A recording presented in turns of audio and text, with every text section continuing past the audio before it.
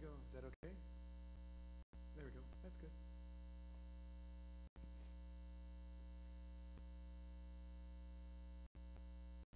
Welcome this evening. We're going to talk about Clement of Rome. I have struggled with this document for most of my life, not because of its complex value or intent, but because there's so much there that seems understated in the way people analyze it, and I want to fix the evening together and see if I can't unpack some of what I've seen in this work, as well as some of the historical features that make it absolutely undeniably a body of literature that belongs to the Apostolic Fathers. Let's begin with looking at the Mediterranean world at the time. Close of the 1st century, Rome had already now occupied all the land surrounding the Mediterranean Sea. This is where Peter's ministry was at. Tradition has his brother up here. No one seems to be going past Macedonia. It's all Hellenistic anyway. You can go to Sardis and find a lot of Jews. The largest synagogue we found was in Sardis. That was 2,000 people could occupy. It was only one of the many synagogues there, which is why the Apocalypse of John refers to the synagogue of Satan in that region. This is, of course, Anatolia. Paul comes from here. Christianity had not reached across the Fertile Crescent region of the sea. This whole region here still has lots of Christians, where the real Fertile Crescent is all the way through here. There's Christians up in this region. This is the Decapolis. But all of this here belongs to Paul. We don't have record of any apostle going there apart from Paul. It would have been a totally foreign land, leaving Italy behind. Paul seems to have no problem hazarding land that he's not familiar with or hasn't been acquainted with in any way. As I've said multiple times, Christianity here was late in arriving. It was a really tough market for Christianity. The earliest Alexandrian we have for certain is Pantanus, but it looks like the Epistle of Barnabas goes here, and that would be around 74. So if Barnabas is most likely someone from Alexandria, but not living in Alexandria at the time.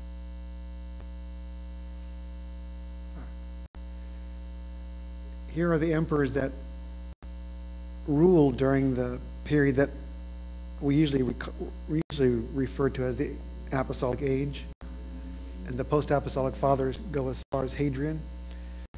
At the end of Hadrian, you'll see the Second Jewish War is over. Jews have now lost their homeland, much of their independence. There's a new Judaism emerging based on the Pharisaic tradition. But the 2 Jewish wars was enough to decimate Judaism. Christians broke free. They're not going to be identified with any of this period after Domitian because of the Jewish wars. And the fact that the Jews and Christians were just unhappy with each other, and Jews had more power, and there was a lot of persecution. Here's their faces, if it matters. It was nice of them to pose. Here's a handful of Roman gods. Rome had a god for everything. The writer of this epistle certainly knows that. He knows Judaism well, he knows Christianity well, and he knows pagan culture well.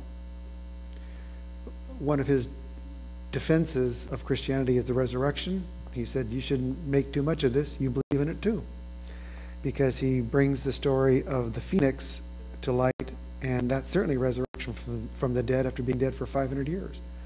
And so he uses paganism when necessary, Judaism when necessary, Christianity when necessary, in order to show the message of the apostles in this period of time of tremendous transition. I've said it jokingly mostly, But if Christianity really wanted to win favor with Rome, all they had to do is say Jesus was a god, give him a face, put an altar to him in the big pantheon, everything would have been happy. Everyone would have been happy, because there's never a larger platform for a god than Rome. They just had to be sanctioned by the state. And so when you have all these gods that are conflicting with each other, have long histories, narratives, legends, lore, cities to whom they're attached. Jupiter, of course, is the main god. Juno is his wife. And Minerva, their daughter. That's the Trinity. That's the Jewish Trinity. The Roman Trinity. And they would have said so. The Roman Trinity started prior to Christianity. All the other gods, and there's many more than this. There was a god for everything, every imaginable act. I just put some of the biggies, names of which we know.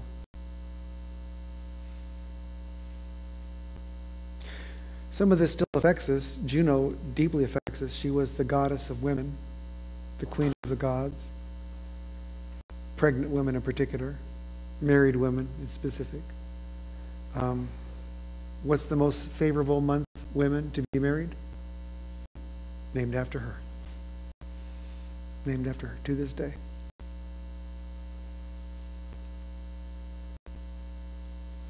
We know lots about the city, its streets, its length, and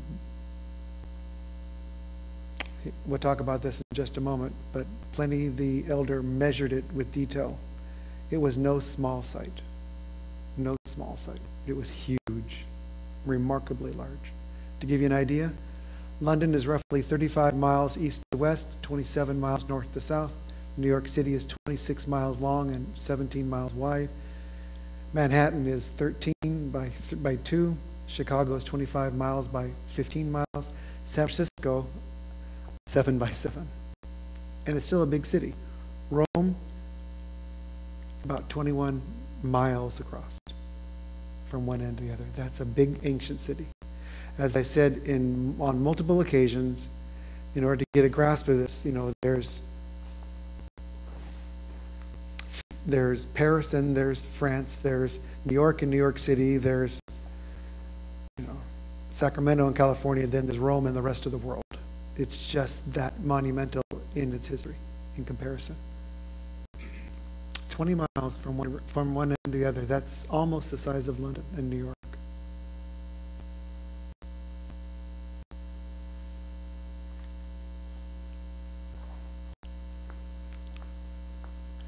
There's a model for you. Packed every corner, every nook, every cranny. Aqueducts right through the city, as you'd expect.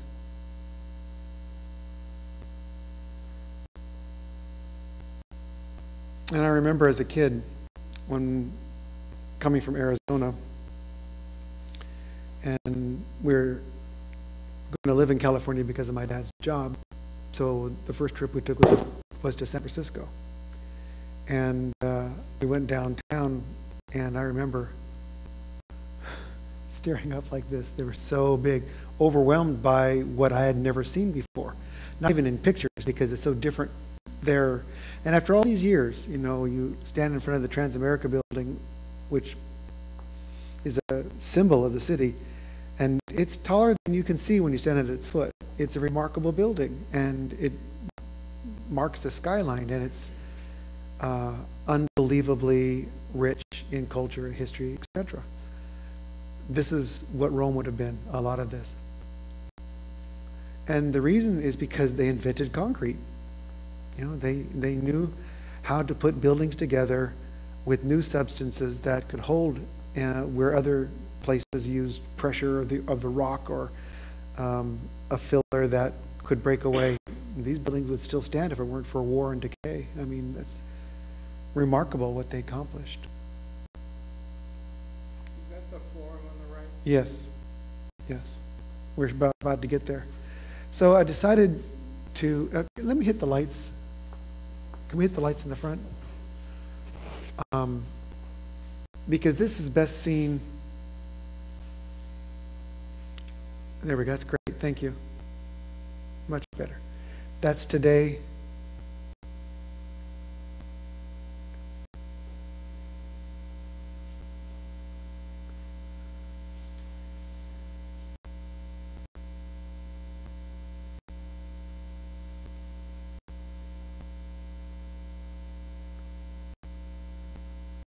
You can see they had chariot races and fights, and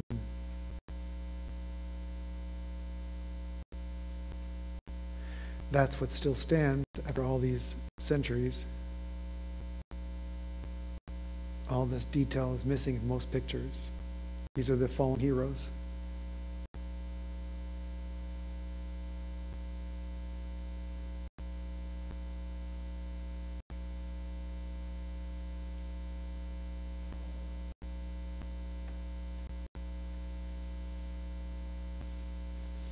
I'll continue in just a minute.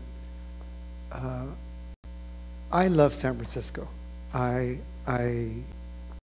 have told everybody that I know who lives here, you do know that you live in the #1 destination for travel in the world. We are the #1 place that people go to save up money to see, San Francisco, #1, every year. And we take it for granted because we've never walked the streets. It's 7 miles is a long walk. But the core of the city is like 4x4. You can cover that in a long day. And it's like stumble, stumble, stumble. Everything is a monument. Everything you hit, every preserving in most districts. And it's awe. It's just awe-striking when you see, especially the churches and the cathedrals and the things that interest me in particular. The work is magnificent, even after an earthquake and the rebuilding. Rome was an unbelievable place to walk. You would have just seen everything like this. It's like the first time I walked in Paris, I was shocked. I decided not to take a taxi, not to take a train, not to take a bus. I was just going to walk it because I was going to miss so much with every step. Every step you hit something. Here's the Forum of Augustus. Quite formidable.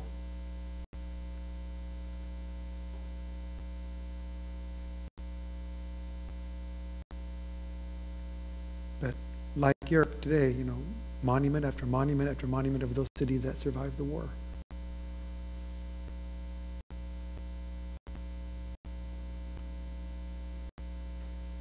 That's Nero, by the way. The radiated headdress makes him a god. He was the first emperor to declare his divinity while alive, that anyone took seriously. Caligula did it, but he was nuts, so you couldn't take him seriously. When he cut all the heads off of every god and goddess in the pantheon and puts his own head on top of them, you know he's crazy, right? Vestal virgins is everything you thought it was. They were the most vested women in Rome. They could relieve sentences. They could carry official papers from the emperor. They could do things that only they were assigned to. It was a 30-year stint. You could stay longer if you wanted. Obviously, you're going to remain virgins during that period. But because they were Vestal virgins, it was all about the hearth, the food supplied. So it was something you did honor every single day. And like a little Girl Scout, it was a sorority. And they had their mistresses that taught them. They could learn classics. They could learn anything they wanted. There was nothing stopping a Vestal virgin, apart from an affair, from having the richest life available.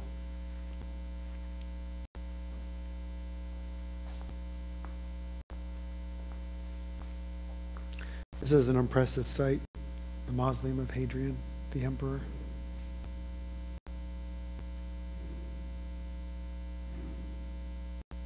Look at this. As I mentioned, the pantheon, the collection of all the gods.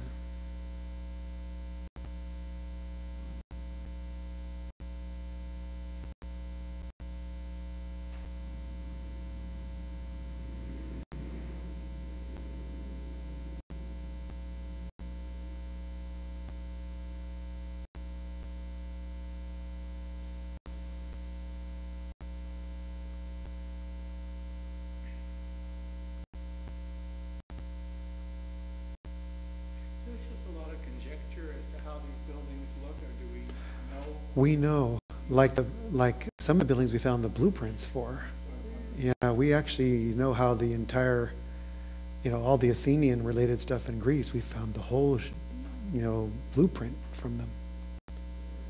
So in fact, how much it cost, where the rock was cut, the whole bit. So not so much speculation. Well, this may be speculation because it's an island, but it had a boat-like feature to it. It would have been magnificent to see. All right. So now I want to talk about the Clementine literature and Clement of Rome, and there's a difference between the two. Clementine literature is a body of material that circulated by the close of the 2nd century and was expanded through the Middle Ages. They call it Clementine because Clement becomes the main featured character. It's really about securing the authority of Peter at the expense of Paul. We'll talk about that in a moment. But the Clementine literature is dedicated to Clement, who dies in 96, who was an apostolic-minded individual who occupied a high office for at least 30 years, which puts him into the apostolic age, and he writes as if he's defending Paul's office. The reason he's addressing this letter, and it's a lengthy letter, is because 40 years earlier, Paul saw that schism was occurring inside Corinth, so he wrote an epistle, 1 Corinthians, talking about how he just recently left and already they were broken into groups, and he told them, get back to your singular leadership that I installed. And then he had to go, Apostle would have told you what I'm going to tell you now. So he speaks like in the voice of Paul. And the officers that you just removed from the presbytery, and they kicked all the presbyters out, were appointed at the hands of the apostles. What were you thinking? Apostolically appointed individuals. So they've been in office for a while. And they would have been old school. And you know what happens in every movement, the longer it lasts, the more concessions to culture there is. And the church was giving too many concessions to the culture. And they're becoming more pagan in their practices. And so this work, the first time you see this is early. I have this in my library. It's one of the earliest collections in Latin that we have. And it's a brilliant little text, but it does do exactly what I said. It breaks the Clementine literature into the 3 sections. Here they are. And while Cordier is the first to actually refer to it and print it in the collection I showed you last week, the earliest edition is 100 years early, prior to that. The first work is called the Homilies. The second work is called the Recognitions, which is a variety of the homilies, and the Epitome is also based on the homilies. What I'm trying to suggest is the work that has survived clearly is redacted from an already existing body of material. So we don't know what the original form looked like. We just see its edited version. Why this is important is because when you have tradition that postdates its character, in this case, let's say Peter, it's real easy to provide for individuals this storyline, this narrative that was folklore, that was widely assimilated, accepted, even used as sermon material, because it gets Catholicized over a number of generations. Now, the word Catholicized just means to be cleaned up or purged of heretical material. So it's been sanitized. And that kind of material is preserved. And sometimes it's preserved for hundreds of years before it's finally removed from the church. The Clementine literature lasted until the end of the Middle Ages, and it was being purged throughout this period of time. The Portivangelium we spoke about a couple of months ago, same way. Purged, purged, purged, purged until it fit the overall mechanism of how the various roles that Mary played or Joseph played or Jesus played fit together. The homilies are the same. Here's the thing. Nothing like this is written for anybody else apart from Apostle. He's not an apostle, sort of. But look at the role he plays, like an apostle. This is why we call this age the Apostolic Fathers. In every way, they're acting like apostles, but they're not given the title.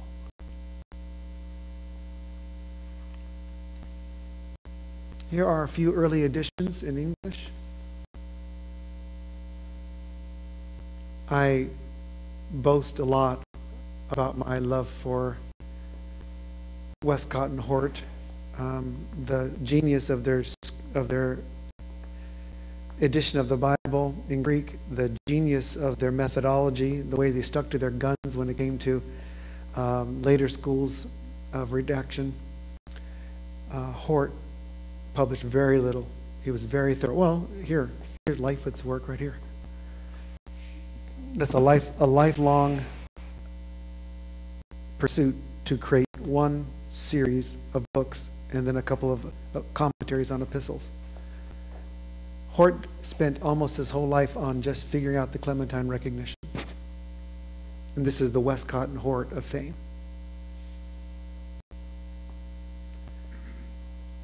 Until Codex Alexandrinus, a brief history I've provided here, until this was brought into the king's possession, there was no way that we could publish it. Its story is interesting. It comes from, it's an Alexandrian text or Caesarean text. It's fairly clean. It's our third most valuable New Testament manuscript. The Old Testament is attached to it. It's quite brilliant as well. When the text was first given in the 1600s to the King of England, he decided to publish it through his private, fund it through his own private treasury. And a facsimile was made and then sent to universities all over the world, and the trustees of the British Museum then produced this facsimile in a much larger form for scholars. And the whole thing is there. That survived. Why do I care? Because attached to it is Clement's epistles. So you have the entire Old Testament, New Testament, and one more document, Clement's work. And that's a pretty impressive accomplishment. That means by the 4th century or 5th century, when Codex Alexandrinus was actually penned, it was imperative on those scribes to include Clement of Rome. It was a brilliant epistle, stunningly so. It was written in Greek. Yeah. And that's another reason I like it so much, is I don't have to go through all the translational errors. No, this was written in Greek, preserved in Greek. But the problem is, it's been, would you say 30 years, Henry, since you read Lightfoot? If you remember, you probably remember though, because it's kind of clever the way he talks about the conversations he was having with other scholars over the authenticity of the Clementine letter. And he was all in favor of almost adding it to the Bible. He was too high church to do that, but he certainly thought it was of that kind of value to spend his whole life on it. This is his main document.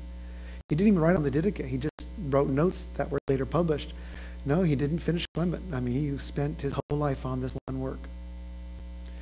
And there was such scandal because the epistles of Clement were attached, but they were at the end of the manuscript on a non-backed surface, which means there were lacunae throughout and tore leaves, and so there were gaps, and every scholar was trying to fill in the gaps, fill in the gaps, fill in the gaps, fill in the gaps. So he argued vehemently in this one whole volume on why the words should be this way instead of the way they've been determined among scholars. So he's when you can argue at that point in a debate, yeah, I'll listen. That's fun. It's a big manuscript. That's what it looks like. Here's the work that the British Museum facsimile put out, and this was all photographed. Here's Clement, by the way, to give you an idea of what I'm talking about. Portion. This is the end of 1st Clement, beginning of 2nd Clement. We'll talk about 2nd Clement another time. And all that stood for quite a while until Brenius came along. And Brenius found a manuscript that had Clement in it that dated earlier than the Codex Alexandrinus, at least with regard to its printed form. What he found was a nearly perfect version of Clement. which opens a whole new debate, and Lightfoot was on it. In fact, he published Clement already in 2 volumes, went back and published a 3rd volume saying, how do I reconcile this new text with it? I mean, that's all he did was fight for the integrity of Clement. You've seen him before. Why? Because in that same manuscript was found the Didache, and the Epistle of Barnabas, and the letters of Ignatius, which are all early Christian apostolic fathers.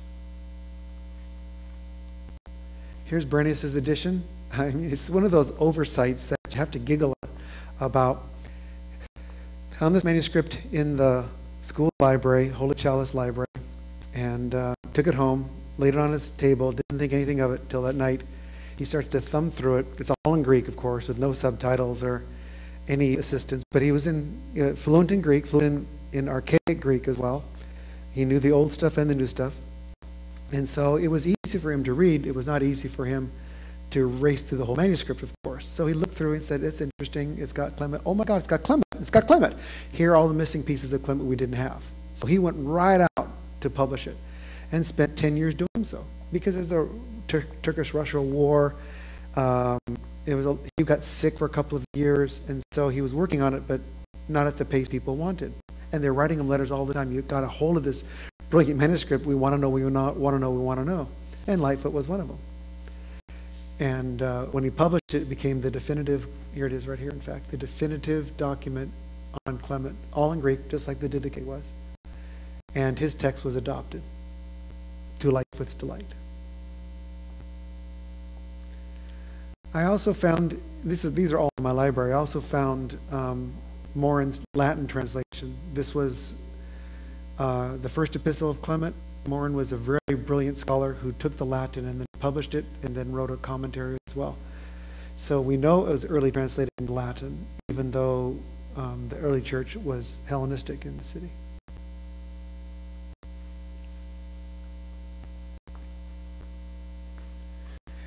Also, we found a version in Syriac, and Besley released it. Again, that goes back to Lightfoot in another volume on bringing about all the manuscripts possible.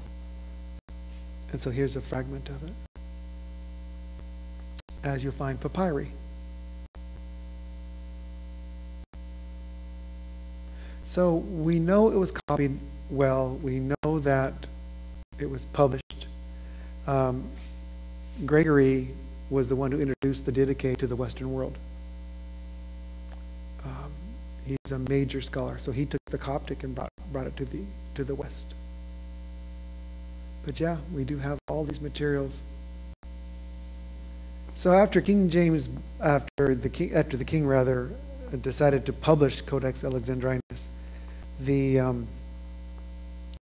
head of the British Museum has this oldest manuscript ever found, so they gave it the letter A for the oldest we ever have, till they found 2 others that were older.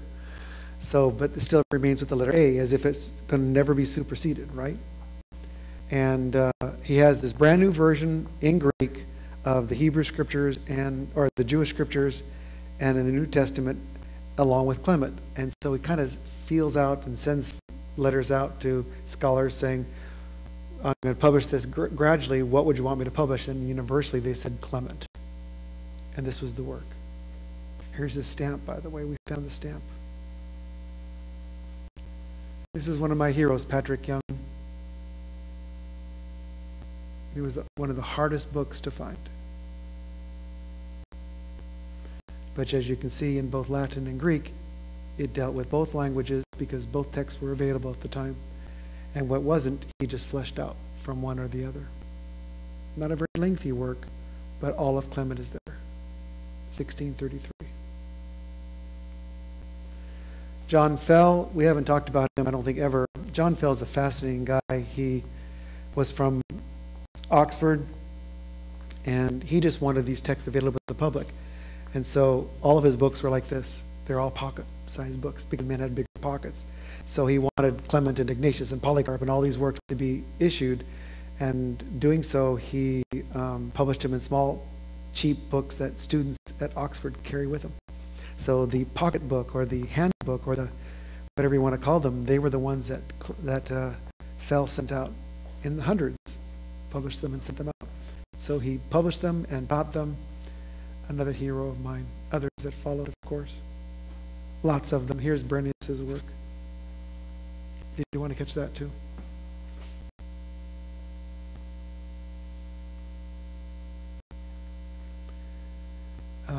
It's not easy to find Clementine material. It's the hardest of all the documents to find. Libraries, they just never let them go. They've had them in their collection and aren't letting them go. There's very few of them. William Burton, before Archbishop Wake published his translation in English, the earliest of the Apostolic Fathers to have an English form, Clement. Here it is here.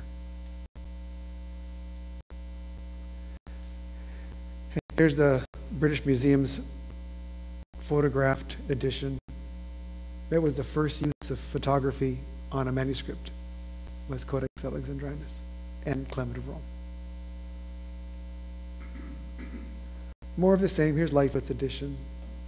There's a lot, just a lot on it. I just took the main names. So you have Lightfoot, followed by Lightfoot's edition, followed by Lightfoot's edition. In 1915, Greg put out a popular edition in early Christian classics, early church classics, and it sold like crazy, and it became the definitive edition in England. But everything was translated. Others that followed. Even Clark, who was an amazing scholar, couldn't resist putting these early church fathers together. Which brings me to the epistle itself. I thought, because it's a lengthy work, I thought the best way to deal with it tonight was to give a synopsis as briefly as possible so that we could have conversations about it. The epistle opens with a description of the sudden misfortunes affecting the church, and with a superb reputation of the Corinthian community for its hospitality and mutual cooperation, with the exception of this one dispute that divided the church. That would be a schism. Paul was opposed to schisms, and he would know. I mean, everywhere he went, it seems like a schism was caused. He was a deal breaker for many people. But the whole purpose of the work is you need to restore those that the apostles established. So in every single way, he writes like an apostle. His authority, his style is just much lengthier.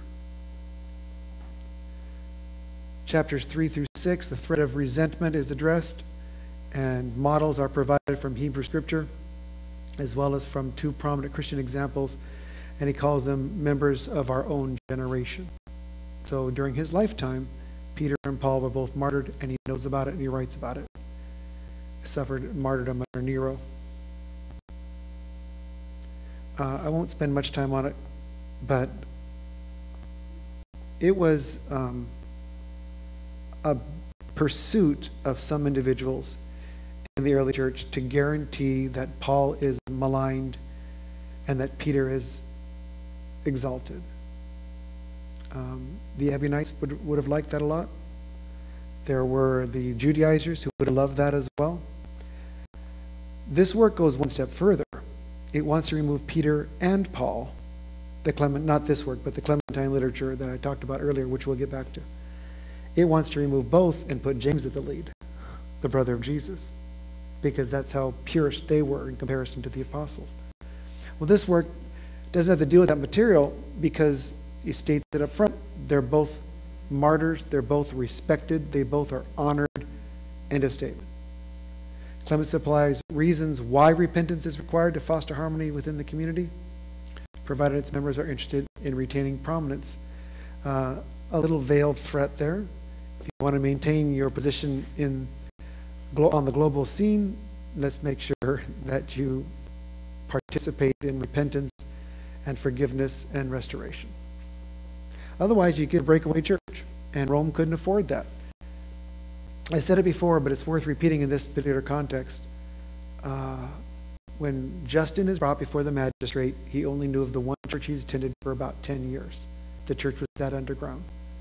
So if you get churches that are underground, house churches on top of that, underground, you don't want schismatic leaders, because then they start picking away the weaklings and they end up in cults and sects. And Christianity already looked like a mystery cult to most Romans as it was. So you didn't want that. You wanted, a presbyter would be over all of those individuals. So there's a body of presbyters. Don't get too hung up on this. Because there's no bishop of Rome, there's nothing to be concerned about, because the bishop of Rome isn't even a title that existed at the time. They were presbyters, and that's based upon the apostles. If you look in Acts chapter 1, when they meet in the upper room, they talk about the presbyters. That was the apostles. They ruled as presbyters, all with an equal say, no one person over the others. They all voted as 12 because they replaced Judas. So that's the same organization of the church that Clement wants to restore. Go back to the presbytery, not the handpicked leaders that you now have that aren't following the rule of the apostles. Any questions about that?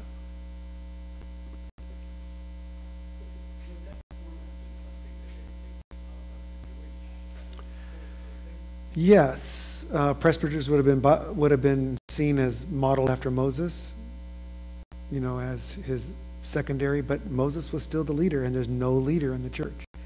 We're about to get there. In fact, the papacy was slow in arriving. The first individual, Calixtus, who claimed to have the keys of the kingdom, was almost kicked out of church. It split the Roman church. A man named Hippolytus, the last major Greek writer of the Roman church, became a rival, quote, bishop, because Calixtus was claiming to have this authority. Leo followed and did the same, except he said that the rights of priests and the power of priests should be greater than those of the empire.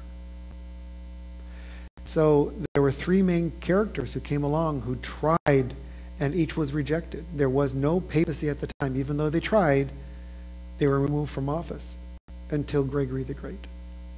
And by the time Gregory the Great, which is what, 603? 600 years is a long time to wait for Peter to be your founder, right? And all of these documents claim that Peter founded Rome. It simply isn't true. And you know this from Paul's epistle to the Romans. He said, no apostle has visited you. I want to be the first. And they're already founded. So he didn't establish them either.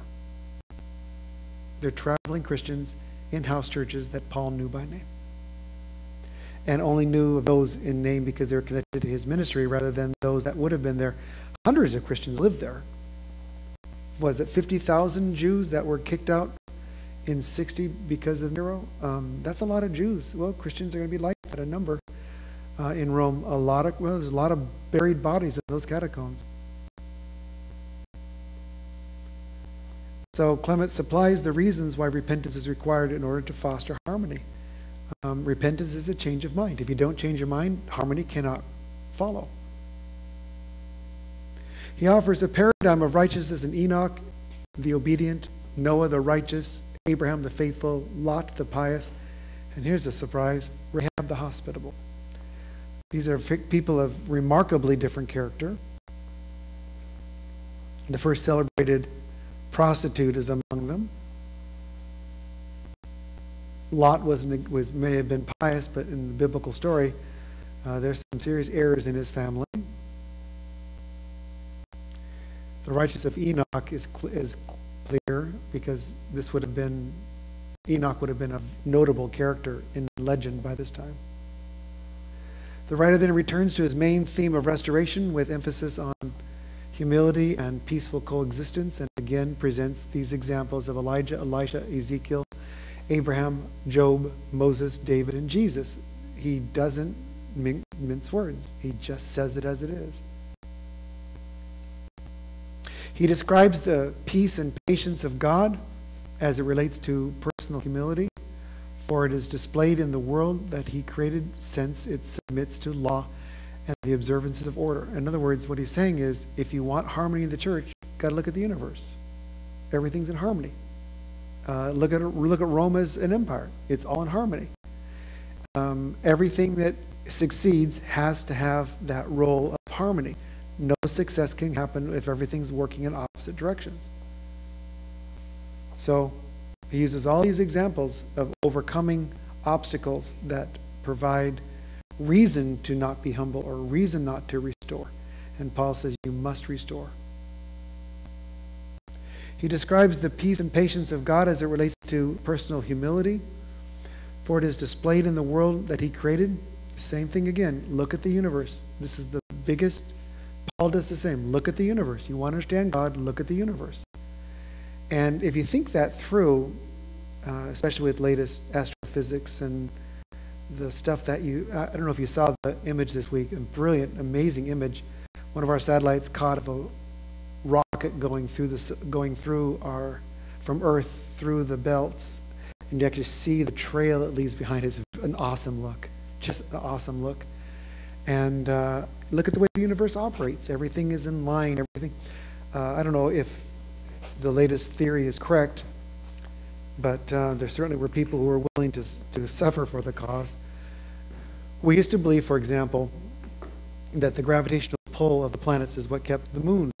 And now astrophysicists have determined, no, it's kind of like they're on a platform that molds, and the grooves of that platform is what keeps it in place, not the gravity, because some of those planets would either consume that satellite or disperse that satellite. So the new way of looking at it is absolutely amazing. That's the way the universe functions. It's almost as if things are on fabric, hence the fabric of the universe. The fabric, and everything rolls the way it should. Without it, there'd be an absolute collapse. The moon would collapse into the earth, or vice versa. You wouldn't get that consistency of the universe. Even the way it expands or the way it reduces, everything makes perfect sense with the physics that describe it. If God is like that, the one thing you can say is that God is relational, because the universe must be relational in order to operate this way. So for me, the strongest defense of the existence of God is not because I was told so, because the Bible says so, but because the universe displays a maker who has those same characteristics.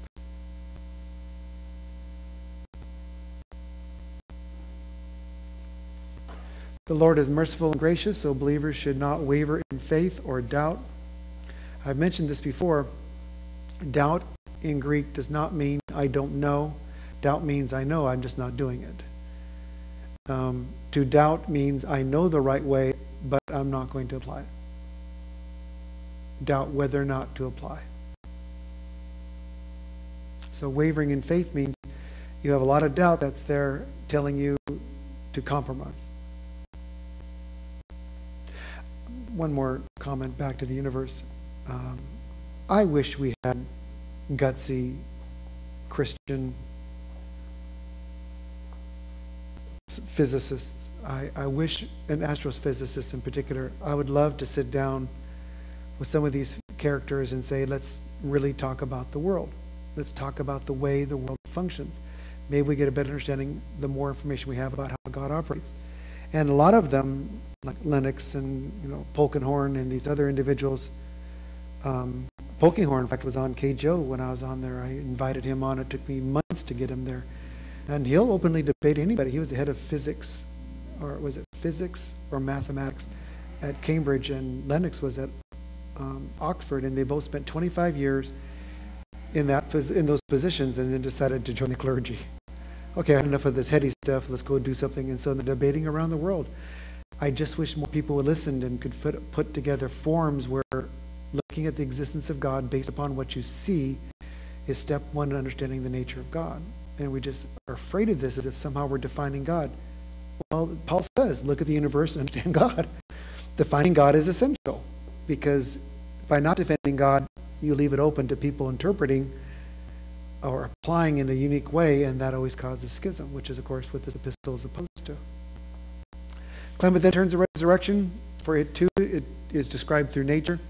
Whether he believes it or not is irrelevant. If he dies in 96 or shortly thereafter, this document certainly is written within that time frame. it was on display. The phoenix was on display in Rome. So it probably is prompted from that. It's on display because every 500 years it reemerges from the dirt. And so it was on display, and there's all these documents from Pliny the Elder about it. And therefore, believers should, if you are a Roman and you believe in the phoenix, then resurrection is nothing for you. Resurrection from the dead after he dies 3 days earlier is nothing like waiting 500 years for him to reemerge. So if the concept is there, you can use it. And I think that's what Clement is teaching us more than anything else. Like, for example, I'm not a Trinitarian at heart in the sense that this defines my faith, but there was a Trinity in Rome, and to defend the Trinity in Rome and what the Trinity did explains why Christianity had no problem selling this notion of Trinity. I'm not saying it's right or wrong. It's irrelevant in that regard. It is, was there a template, a cultural template that permitted it? And in this case, there was a template set together that Clement saw in resurrection. That's a pretty impressive trick to pull, using their own belief system to demonstrate Christian resurrection of the dead. So he turns the resurrection. It too is described through nature in the phoenix.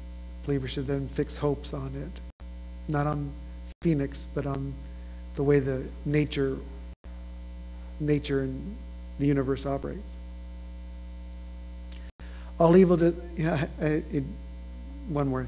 It always baffles me when I see sci-fi films where huge spaceships are hovering, like the White House or something, and you realize the gravitational pull of that ship, that size, that close to Earth, would have sucked everything into it. Even our sci-fi is so outrageously silly that we would more likely believe that stuff than what a physicist would say about bodies in the universe and how they affect each other, etc. It's pretty impressive. I had a friend, we were debating, this is years ago, having a friendly chat at the expense of one of us. And he was talking about how important the zodiac was to him, and we just giggled. We thought how silly. And one of them was a physician, and he said, you do know that I have more influence on the gravitational pull of the baby out of the womb than the Earth does from the stars. They're that far removed. And of course, over the head it goes, because he wants to believe in the zodiac. And you think, silly, silly, silly. Because it's a belief system that dates back. No, it's a belief system written through newspapers every day. It doesn't even date back to, because there was only 10 months back then when it was created. We've had to expand months, then months were sometimes 6 weeks, sometimes 2 weeks. And we break it all down according to our months, and it's all the process of trying to sell this notion that the universe somehow is telling us that. No, the universe is telling us, live in harmony, look at the God that made you, be impressed with what you see, and don't worry about it collapsing on you. That's not how it happens. If it does, you got a long time to worry about it. 1 trillion years is a long time to wait, right? For what it's worth. So all evil desires should be abated, since the eye of the Lord sees everything and believers are members of a holy relationship that requires concord and humility and restraint and sensibility, all attributes that Clement likes. Blessing is shown, chapters 33 through 36, and chapters mean paragraph, I'm sure you know. It's like 1/3, it's 2/3 longer than Paul's epistle to the Corinthians. It's longer, but not like a book.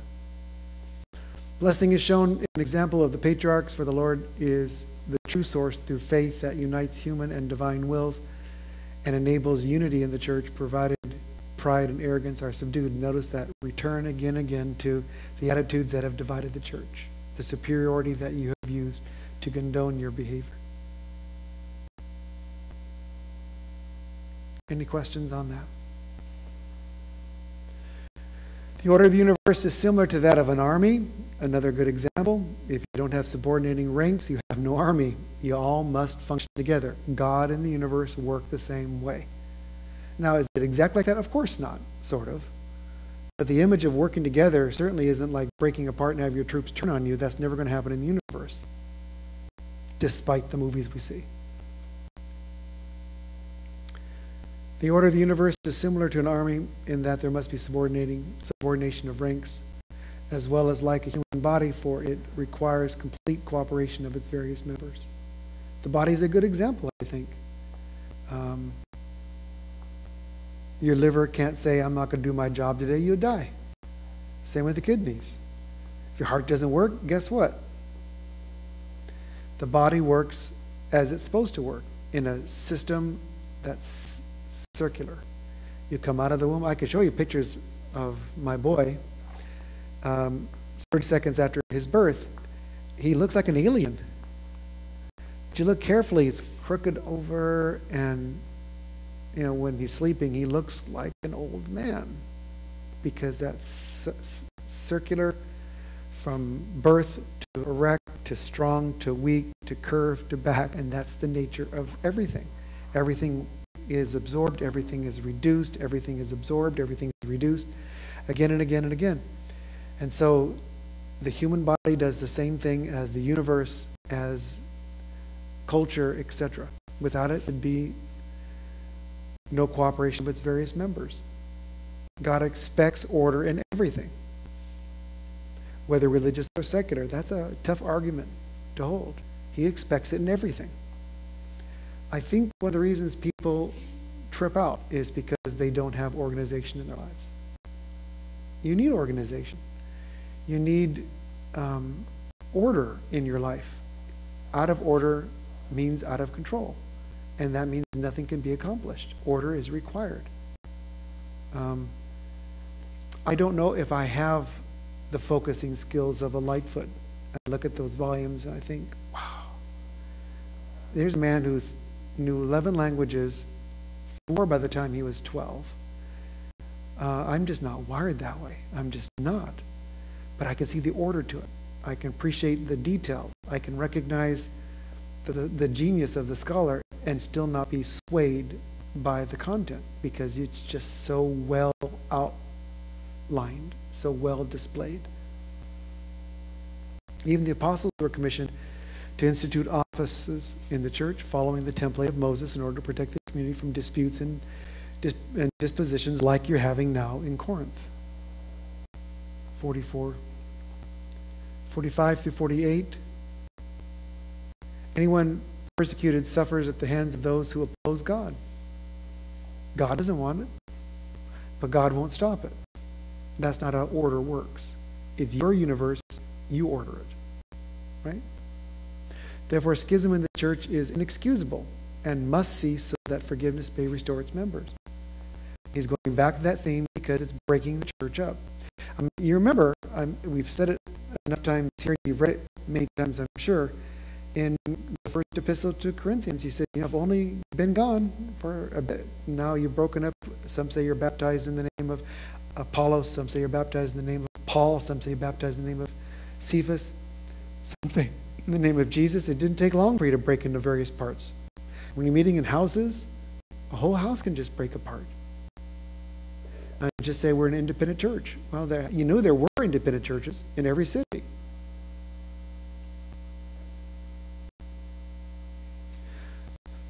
The love of God, Clement asserts, as well as that within humanity, requires expression. If you don't express it, it's not love. Love requires a recipient. Love requires a recipient. It's not an emotion. Hate is not an emotion. It's a condition. Love requires that condition to find meaning in life. Love is holding it all together. It's what humans thrive after. It requires its expression in all forms. Change is needed. Change is good. Change is helpful. Radical change is usually the result of something bad, but change is required. You have to continue to advance your thinking with evidence to follow. Change is good, because the hardness of heart certainly brought Pharaoh to ruin, as it also will with the church. If it happens to Pharaoh because of his arrogance, it'll happen to you because of your arrogance. Arrogance will trip you up every time. Therefore, take on the character of Moses and take to heart other figures who learned the same lesson. 56. A sense of reasonableness is needed in order to receive restoration in the community against those who threaten its harmony. One of the most vivid images in the Bible is in the Apocalypse of John, in the opening 3 chapters where the candlesticks are mentioned. And those candlesticks are representing the church. And the message is repeated again and again in all 7 churches. If you do not follow through with this, I am removing your candlestick and giving it to another church worthy of it. It doesn't mean you're gone. It doesn't mean you're not a Christian. It means you no longer are the beacon for me. I will not let your dissension stop my movement. So I'll remove it from Laodicea and I'll put it over here. I'll remove it from Smyrna and I'll put it over here. Whatever I need to do, but I will get lights that are brighter than yours if you don't stop that behavior. We've missed this entirely. The image of God saying, no, you're not worthy to represent me in this condition. And that's what you see here. If you're threatening the harmony of God, you're not worthy of leadership position. All right. I ended there on purpose because the most exciting part for me is these chapters between 59 and 61, and this is what I wanted you to read. Do you want to put a mic on him? Okay. This prayer is the earliest recorded prayer we have that wasn't a model. Like the Didache has a model prayer showing you how brief they were for the Eucharist especially. This is a typical prayer that you would find in a Christian church, and they met to sing, to pray, to repent, to dine, all of these. Steve. So Steve, you go ahead and read it in your best oratory voice. We'll see how we're doing here. Hold on. Am I on? Hold on. Yet? Here? Testing? There we go. All right.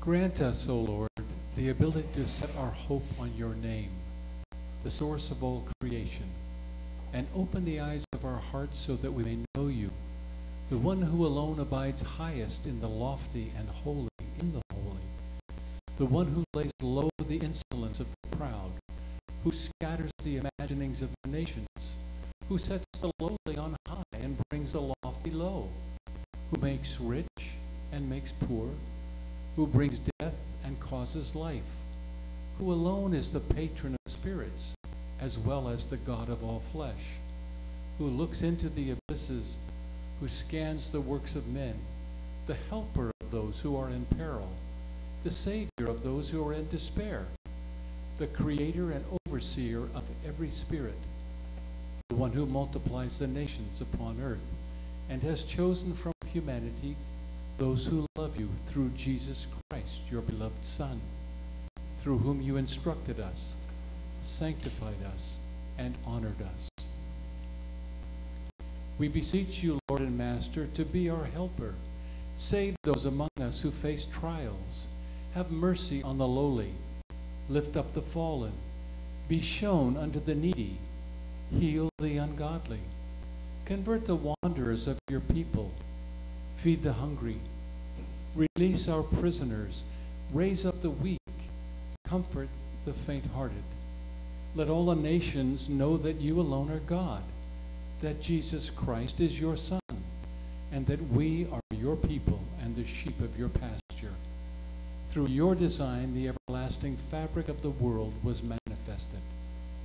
You, Lord, creator of the earth, are faithful throughout all generations, are righteous in your judgments, are marvelous in strength and excellence, are wise in creating, and prudent in establishing what you have made. For you are good in the things that are seen, and faithful to those who trust you, are merciful and compassionate. Forgive us our iniquities, our poor choices, transgressions, and shortcomings. Do not hold the sins of your servants against them, but wash us with the cleansing of your truth. Guide our steps to walk in holiness, righteousness, and singleness of heart, and teach us to do that which is good and well-pleasing in your sight and in the eyes of our government. Lord, shine your face upon us in peace for our benefit, so that your mighty hand may shelter and deliver us from every sin by your uplifted arm. Deliver us from those who hate us wrongfully.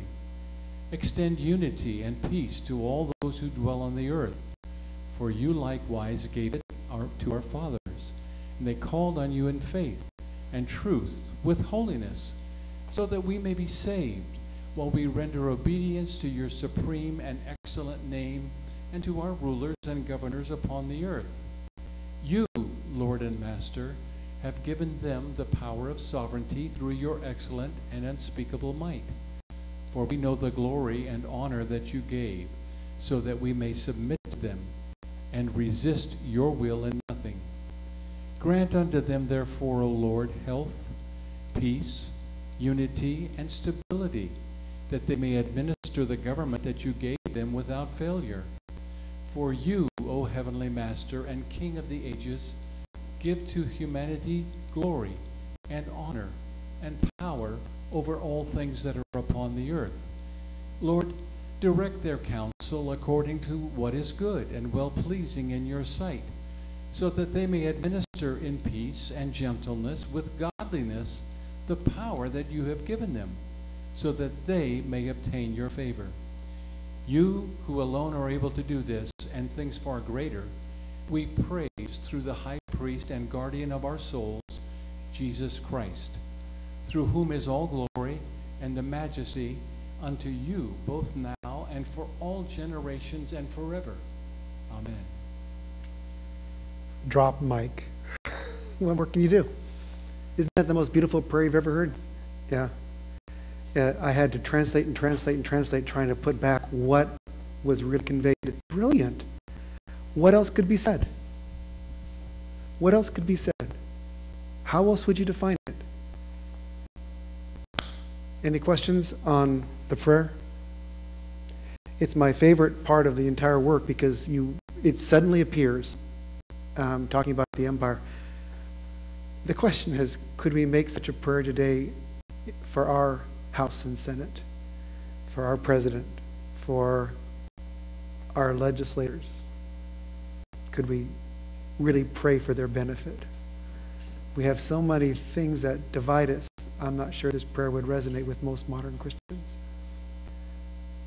What do we have that they don't? Freedom. They're underground. To be a Christian was a death warrant, and yet they still prayed for their government. They still prayed for their leaders, because that's what Paul did and what Jesus did. Nonetheless, forgive them. They have no clue what they're doing. No clue. You can't hold something against somebody when they're ignorant, but you can when they're not. We're ignorant the way we're living compared to what these early Christians faced. And to think that somehow the modern church is going to provide answers to questions that no one's asking tells me that we're just at the pinnacle of the outcome of the modern church. And it's unfortunate because it's going to lose a lot of people who think that this isn't the real Christian, that the dancing and singing and praising God and making me feel good stuff is what the essence of the faith is, which is so far removed from it. It's beautiful. Is this the first time you've heard this prayer? Yeah, it's spectacular. This is Clement's prayer. It's right smack in the middle of his epistle, at the end of his epistle. All right, I have one more excursus to take us. The most exciting part of Clement's epistle. He acts also as an historian. In Acts chapter 1, verse 8, it says, you will receive authority after the Holy Spirit descends upon me, and you will be my witnesses in Jerusalem, then all of Judea, then Samaria, then the ends of the earth. Clement in chapter 5 says, approaching the champions who live nearest to our era, we should take the noble examples that belong to our own generation. For reasons of jealousy and envy, the greatest and most righteous pillars of the church were persecuted and fought even to death. We should set before our eyes the good apostles, Peter, who by means of unrighteous jealousy endured not one or two, but several labors, and who after bearing witness went to his appointed place of glory. High praise.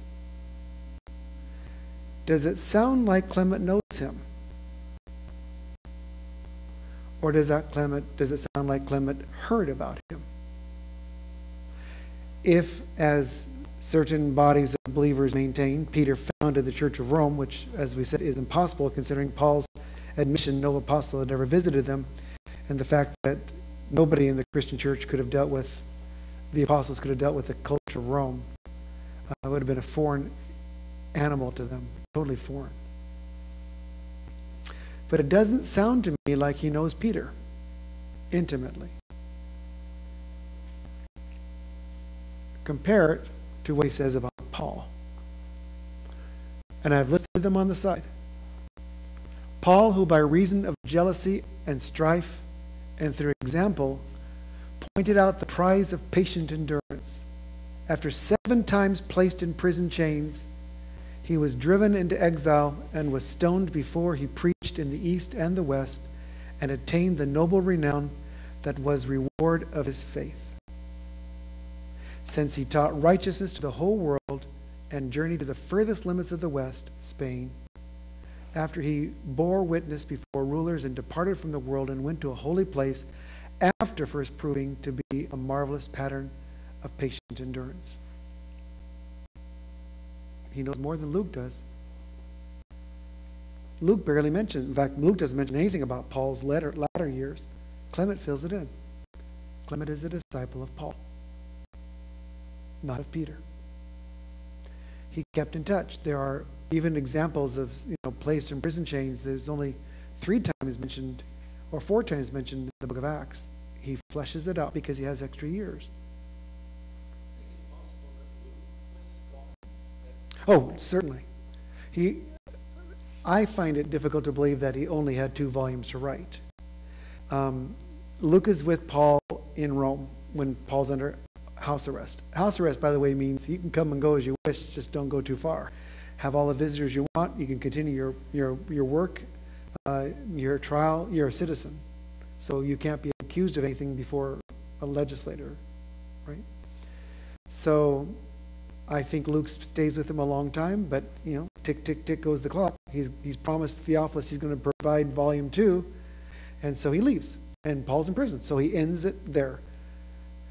The reason I find it difficult to believe that only volume 2 was sent, and he didn't plan a 3rd one, is because there's no losing with Paul in prison.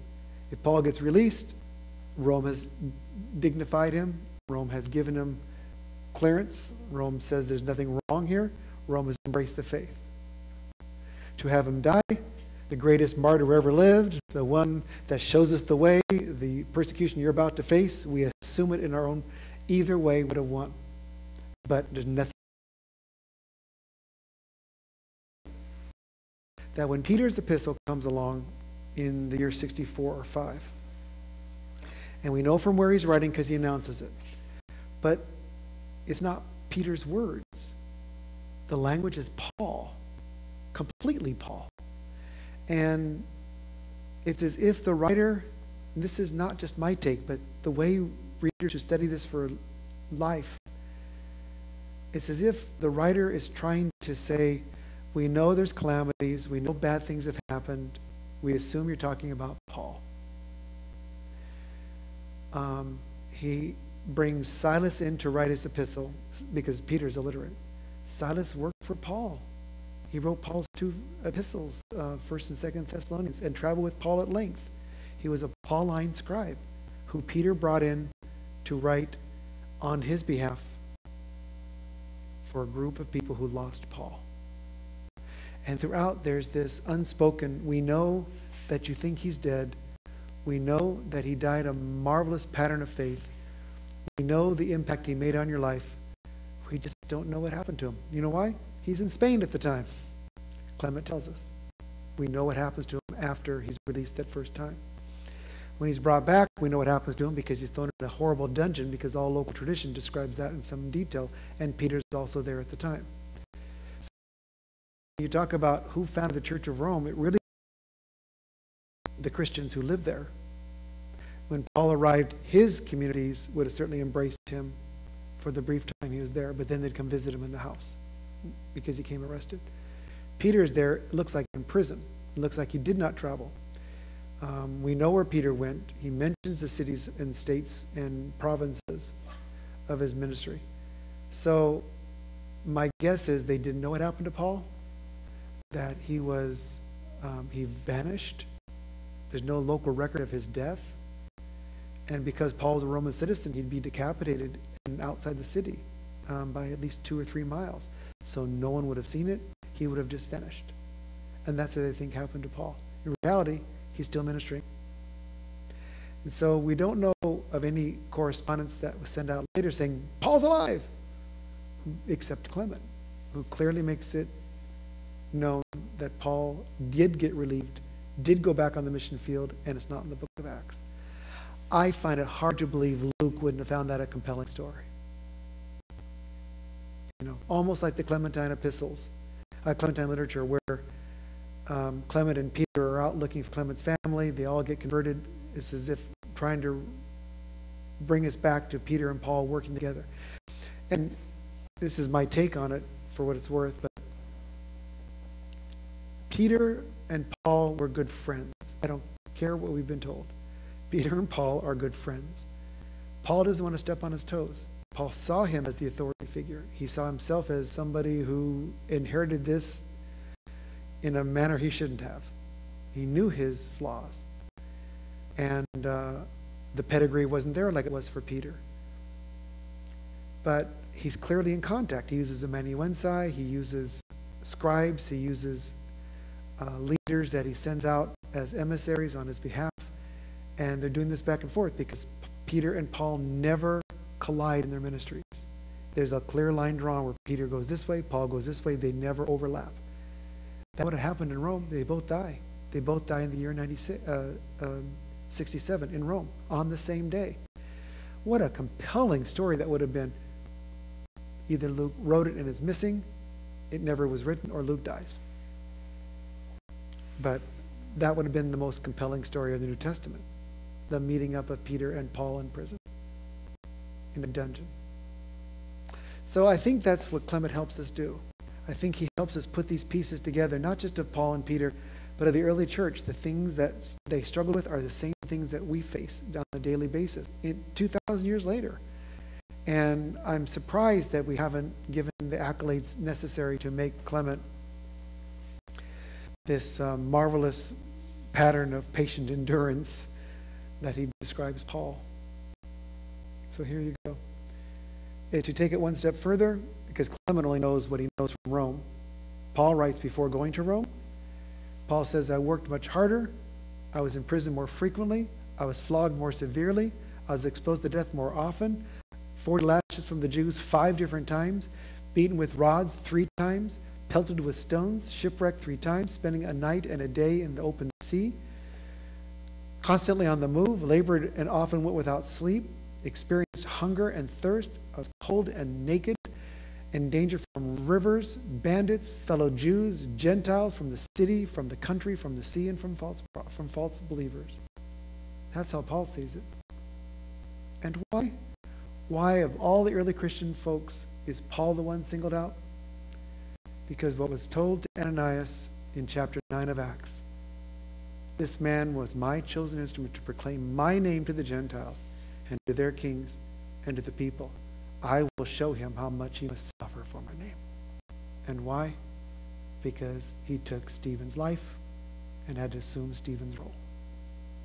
And I am convinced through and through that that was the psychosis of Paul, that he understood his role was to be imprisoned, was to be pelted, was to be beaten, was to be whipped, simply because of the taking of his life and taking on the Hellenistic agenda that Stephen had. So with that said, I think Paul agrees with some details of this list, except they're spoken by the man who suffered them. Any questions? It says in that passage, you went to the holy place. I ordinarily think of that as the temple, but I'm assuming here it's Some place for those who are patient endurers of life. So it's a holy place of eternity of some sort. Yeah, the holy place certainly isn't a temple. unless it's a heavenly temple of some sort. It could be some subtle reference to a heavenly temple. That would make sense to me. Every Jew would have certainly resonated with that. Going to the big temple. Bob?